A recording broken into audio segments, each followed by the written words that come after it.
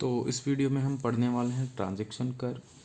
Highway engineering में हमने cross sectional elements में पहला टॉपिक पढ़ा था सुपर एलिवेशन, दूसरा एक्स्ट्रा वाइंडिंग, यह है तीसरा टॉपिक ट्रांजैक्शन कर्व।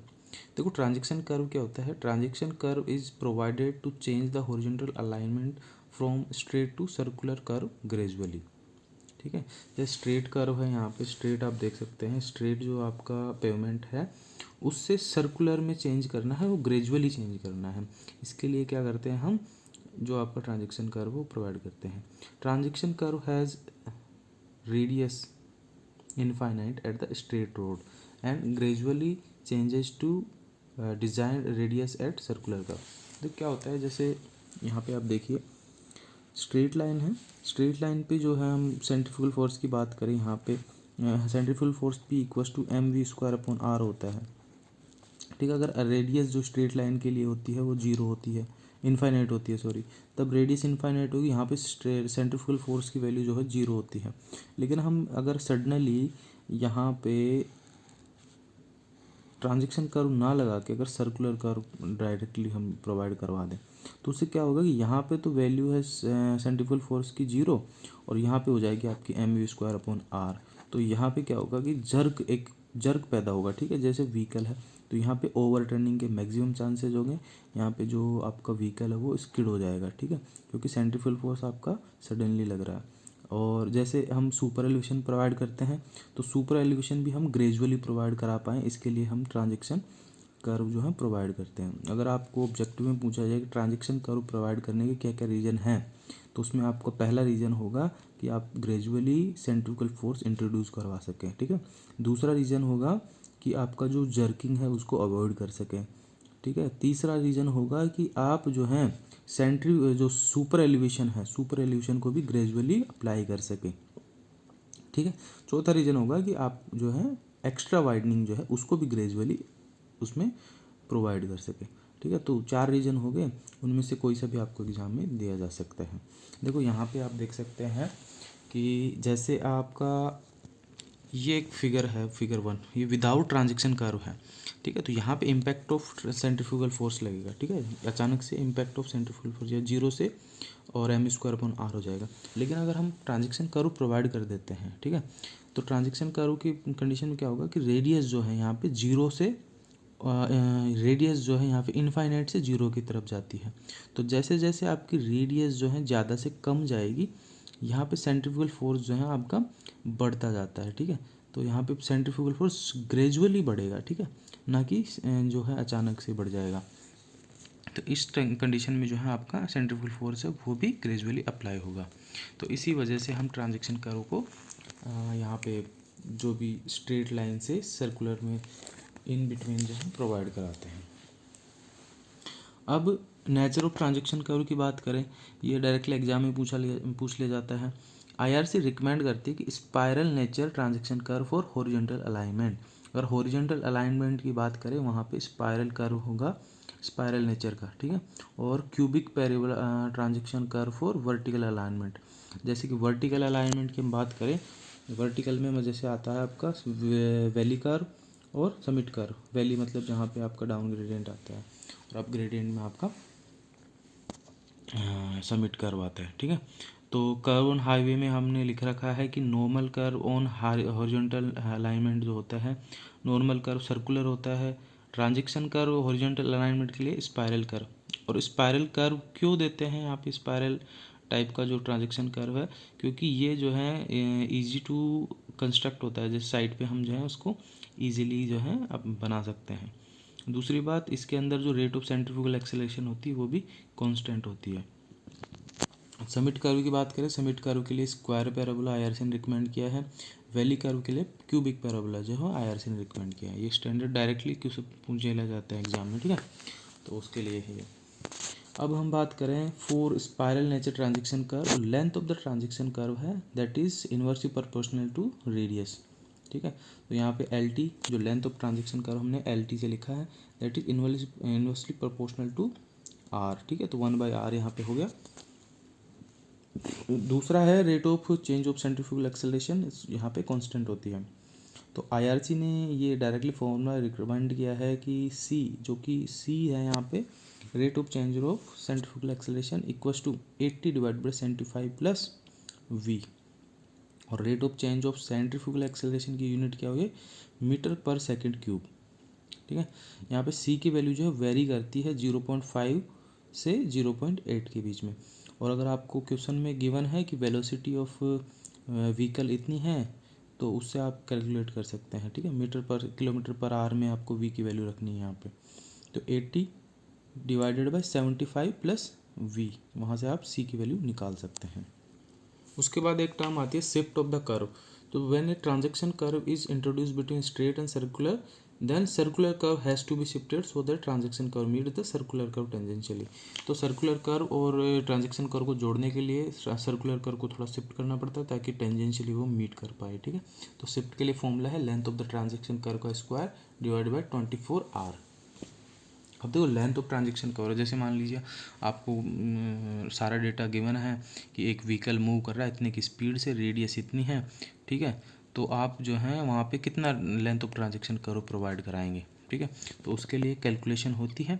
आप क्या करोगे, मान लीजिए आपको क्वेश्चन गिवन है, आपको डिज़ाइन करना है, length of transaction curve provide करनी है।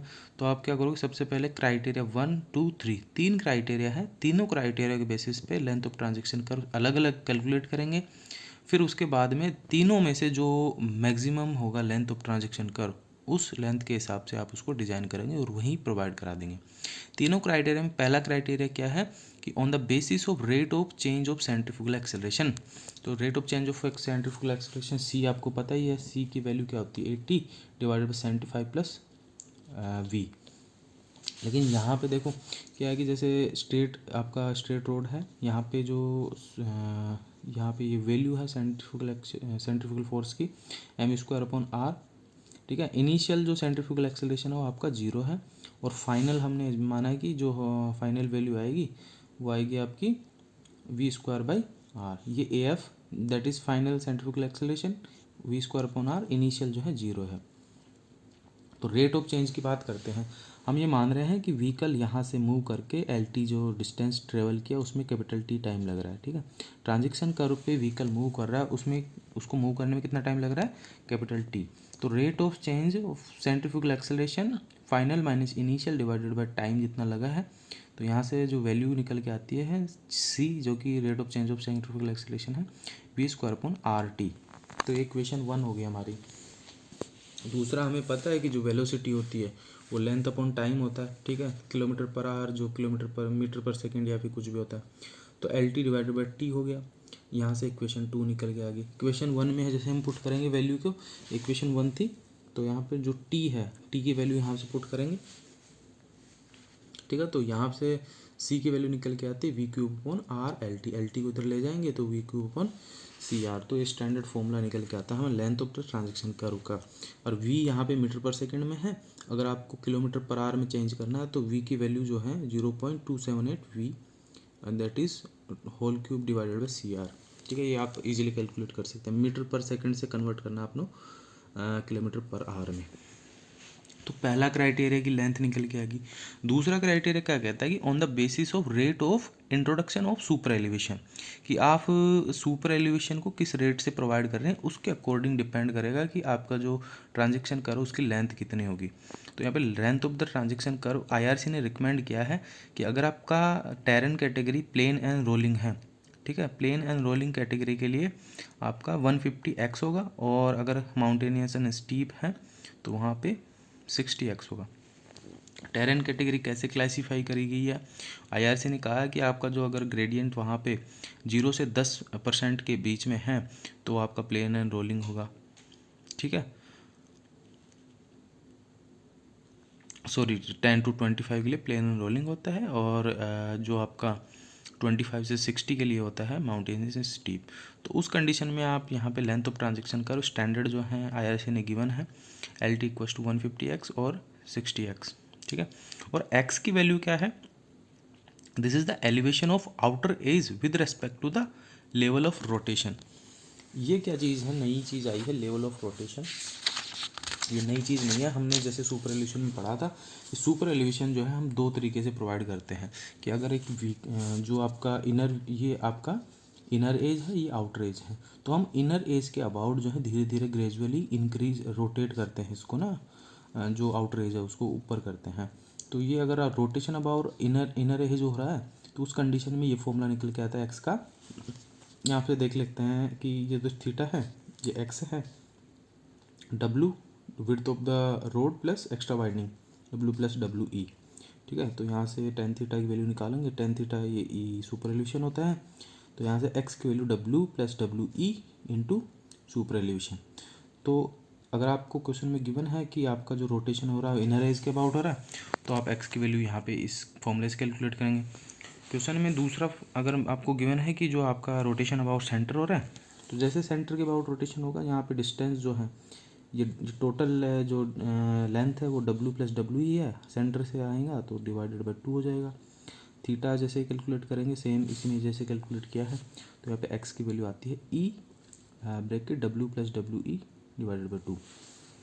देखो यहाँ पे नोट गिवन है, नोट क्या है कि IRC has considered rate of introduction of super elevation as 1:150 for plain and rolling terrain and 1:60 for hilly mountainous steep. 1/60 1/150 का मतलब क्या है कि अगर आप 150 मीटर का ट्रांजेक्शन कर्व डिज़ाइन करोगे, उसमें जो आउटर एज उठेगा ना तुम्हारा, वो कितना उठेगा 1 मीटर का।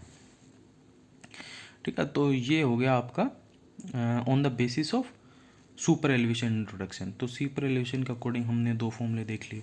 तीसरा क्राइटेरिया है कि मिनिमम जो है आपको ट्रांजेक्शन कर्व लेंथ की कितनी रखनी है। तो ये भी IRC ने डायरेक्टली फॉर्मूला गिवन है कि अगर आपका प्लेन एंड रोलिंग टेरेन है उसके लिए 2.7 v² और ये गेट में बहुत इंपॉर्टेंट ये ट्रांजेक्शन कर्व डिज़ाइन का है क्वेश्चन आ जाता है, गेट के लिए बहुत इंपॉर्टेंट। डायरेक्टली अगर ऑब्जेक्टिव में पूछा जाता है तो ये नॉर्मल जैसे JEE लेवल के ए लेवल के उसमें आपको पूछ लिया जाएगा कि minimum length of transition curve plain and rolling के लिए कितना होगा, माउंटेनियस स्टीप के लिए कितना होगा। तो माउंटेनियस स्टीप के लिए v² होता है और प्लेन एंड रोलिंग के लिए 2.7 v² होता है। तो 3 क्राइटेरिया हमने देख लिए, तीनों क्राइटेरिया के बेसिस पे LT की वैल्यू हमने निकाली और LT तीनों में से जो मैक्सिमम होगा उसके हिसाब से हम ट्रांजेक्शन कर्व की लेंथ प्रोवाइड कर देंगे। और उसको प्रोवाइड करने के बाद में आपको शिफ्ट कैलकुलेट करना पड़ेगा। और शिफ्ट हमने पढ़ लिया क्या होता है कि स्ट्रेट लाइन और सर्कुलर के लिए जब जोड़ते हैं ट्रांजेक्शन कर्व को, थोड़ा सा शिफ्ट करना पड़ता है सर्कुलर कर्व को, ताकि जो है ट्रेंजेंशियली मिल सके। ठीक है, ट्रांजेक्शन कर्व और सर्कुलर कर्व, तो वो शिफ्ट की वैल्यू होती है LT²/24R। एक न्यूमेरिकल कर लेते हैं जिससे सब कुछ क्लियर हो जाएगा। न्यूमेरिकल में आपको गिवन है कि जो एक रोड है जिस पे एक व्हीकल मूव कर रहा है जिसकी स्पीड है 65 km/h। ठीक है, यहाँ पे आप देख सकते हैं इसको। रेडियस है 220 metre, W plus W E. Width यहाँ पे रोड की, ये एक्स्ट्रा वाइडनिंग दोनों को मिला के 7.5 मीटर है। रोटेशन अबाउट सेंटर है। देखो यहाँ पे दो कंडीशन है, रोटेशन अबाउट इनर एज और रोटेशन अबाउट सेंटर। अगर सेंटर के अबाउट रोटेशन गिवन है तो आप फॉर्मूला कौन सा लगाएंगे, ये वाला। ठीक है, तो हम क्या करेंगे, अब इसमें पूछ रहा है कि length of the transaction curve आपको डिज़ाइन करनी है प्लस शिफ्ट डिज़ाइन करनी है, तो शिफ्ट कितना होगा। तो length of the transaction curve का हम पहला जो है मेथड क्राइटेरिया 1 वो यूज़ करेंगे, that is rate of change of centrifugal acceleration. तो C = 80 डिवाइडेड बाई 75 + v, ये तो हमें याद रखना पड़ेगा, ये आपको क्वेश्चन में नहीं गिवन होगा। ठीक है, C की वैल्यू 80 डिवाइडेड बाई 75 + v होती है। या तो डायरेक्टली C की वैल्यू गिवन होगा तो चल जाएगा, नहीं तो आपको ये याद रखना पड़ेगा। अब v यहाँ पे गिवन है 65 km/h। ठीक है, km/h में रख लिए v की वैल्यू। अगर आपको मीटर पर सेकंड में दे रखी है तो km/h में चेंज करो उसको, फिर यहाँ पे वैल्यू को पुट करना है। तो C की वैल्यू 0.5714 आ जाएगा। Length of the transaction curve as per centrifugal acceleration formula है 0.278 v³ divided by CR। R भी आपको गिवन है, C पता आएगा, यहाँ से v की वैल्यू रख दोगे और यहाँ पे 46.96 मीटर की वैल्यू आ जाएगी। क्राइटेरिया 2 क्या कहता है, एज पर सुपर एलिवेशन कि जैसे प्लेन एंड रोलिंग टेरेन है कैटेगरी यहाँ पे। ठीक है, तो प्लेन एंड रोलिंग टेरेन के लिए आपको 150 × x, तो x की वैल्यू क्या होगी अबाउट द, यहाँ पे देखते हैं 150 x about the inner as है, सेंटर के अबाउट है, तो x की वैल्यू होगी आपका E W plus W E divided by 2। अब देखो यहाँ पे ई की वैल्यू, सुपर एलिवेशन आपको कैलकुलेट करना पड़ेगा। सुपर एलिवेशन का आपको पहले से पता होना चाहिए कैसे कैलकुलेट करते हैं। जैसे स्टेप 1 में क्या करते हैं हम, सुपर एलिवेशन ये मानते हैं कि जब आपका व्हीकल जो है वो कितने 75% व्हीकल की वेलोसिटी की स्पीड से चल रहा है, तो यहाँ पे V square divide by 225 R, यहाँ पे फ्रिक्शन हम 0 मान के चलते हैं, कंडीशन 1। ठीक है, तो ई की वैल्यू कुछ आ जाती है, और ई की वैल्यू अगर जो भी आपका ई मैक्स है उससे कम आ रही है तो हम वही प्रोवाइड कर देते हैं। अगर ज़्यादा आ रही है, ठीक है, यहाँ पे देखो कितनी आ रही है, यहाँ पे हम बात करते हैं ई की, जैसे कैलकुलेट किया है यहाँ पे 225 आर, तो ये कितना आया था 8.53, जो कि 7% लिमिटेशन होती है सुपर एलिवेशन की प्लेन एंड रोलिंग के लिए, उससे ज़्यादा है। तो अब क्या करेंगे हम, फ्रिक्शन के लिए भी चेक करेंगे। तो यहाँ पे फ्रिक्शन के लिए चेक किया तो फ्रिक्शन जो है 0.15 से कम है, तो हम क्या करेंगे यहाँ पे 7% का प्रोवाइड करा देंगे। सुपर एलिवेशन का तो आपने कर रखा है डिज़ाइन है, तो आपको एफ़ की वैल्यू देखनी होती है प्लस ई की वैल्यू। अगर ई और एफ़ दोनों ही ज़्यादा हो रहे तो हम फिर रेस्ट्रिक्शन करते हैं वेलोसिटी पे। तो यहाँ पे एक्स की वैल्यू जो है वो कैलकुलेट कर लिया आपने, ठीक है। डब्ल्यू प्लस डब्ल्यू ई की 7.5 है वैल्यू, ई आपने कैलकुलेट कर ली कि 7%, तो 7% को हमने 0.07 लिख दिया, 7.5 डिवाइडेड बाई 2, ये एक्स की वैल्यू आ गई। तो 150 इंटू एक्स करेंगे, यहाँ पे जो लेंथ ऑफ ट्रांजेक्शन कर्व है वो आ जाएगी, ठीक है। तो यहाँ पे कितनी आई length of the transaction curve, 150 into X 39.375 metre. तो ये सेकंड आ गया क्राइटेरिया का कोड। फिर हम देखते हैं minimum length of the transaction curve, plain and rolling है, 2.7 वी स्क्वायर बाई आर है, वी आपको पता है, आर पता है, यहाँ पे आया 51.83 और 85, ठीक है। तो यहाँ पे अब तीन जो है हमने लेंथ ऑफ द ट्रांजेक्शन कर तीनों क्राइटेरिया बेसिस पे यहाँ रख दी, और उनमें से जो मैक्सिमम है वो आपकी लेंथ ऑफ द ट्रांजेक्शन कर हो जाएगी, कितनी हुई 51.85 मीटर, ठीक है। अब शिफ्ट के लिए फॉर्मूला है सीधा आपका LT स्क्वायर बाई 24 आर, यहाँ पे 51.85 का whole square divided by 24 into 220। तो यहाँ पे जो है शिफ्ट ऑफ द कर्व भी कैलकुलेट हो गई है, ठीक है। तो इस वीडियो में जो है ट्रांजैक्शन कर्व का कंप्लीट जो सब्जेक्टिव ऑब्जेक्टिव कोई भी क्वेश्चन आए तो आप जो है कंप्लीटली सॉल्व कर सकते हैं उसको, ठीक है। Thanks for watching this video. Next video में हम कवर करेंगे सेटबैक डिस्टेंस, ठीक है।